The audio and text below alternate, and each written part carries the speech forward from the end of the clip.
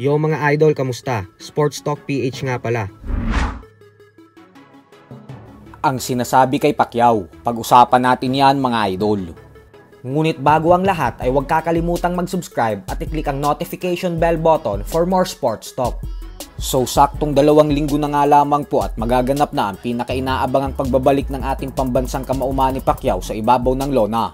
At ayon nga po sa conditioning coach nito na si Justin Fortune, ay ngayon pa lang umano ay masasabi niyang handa na si Pacquiao lumaban ng buong 12 rounds sa kabila ng 4 na taon nitong hindi naging aktibo sa sports ng boxing. Bukod dyan ay kung inaakala umano ni Barrios na magiging madali lang ang laban na ito para sa kanya dahil matanda na si Pacquiao, ay nagkakamali umano ito. Hindi daw yun mangyayari kasi hanggang ngayon umano ay sobrang lakas pa din daw talaga ng mga kamao ni Pacquiao. Pero ganun pa man nga po ay inamin din ni Fortune na pinagsasabihan at minsan ay pinapagalitan din daw nilang lahat si Pacquiao kasi pag pinabayaan daw nila ito ay paniguradong mauulit na naman yung nangyari sa naging laban nila kay Yordenis Ugas kung saan pinulikat ito ng dahil sa pagkaka-overtrained.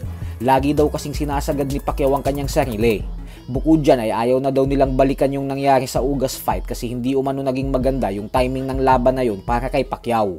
Kasi napakadami umanong aberya at distractions noong mga oras na yun. Kagaya na lang ng paghahanda ni Pacquiao sa pagtakbo bilang presidente. Kaya hindi daw talaga nakafocus ng husto ang ating pambansang kamao.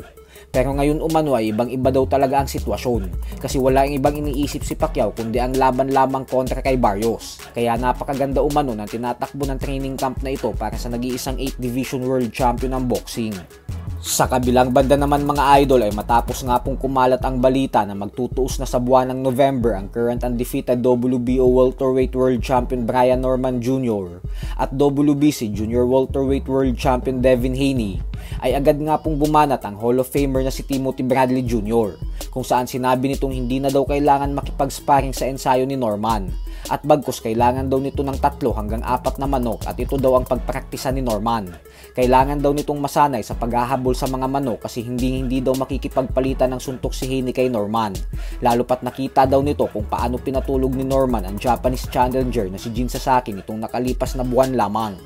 Giit ni Bradley na buong laban daw ay tatakbo lang si Haney kaya kailangan umano ni Norman masanay maghabol gamit ang mga manok. Madaming fans naman ang natawa sa komento ni Bradley kasi wala daw kasinungalingan sa mga sinabi nito kasi si Haney at Shakur Stevenson daw ang dalawa sa pinakatakbuhing boksingero ngayon. Kaya naman kayo na lang po ang humusga dyan.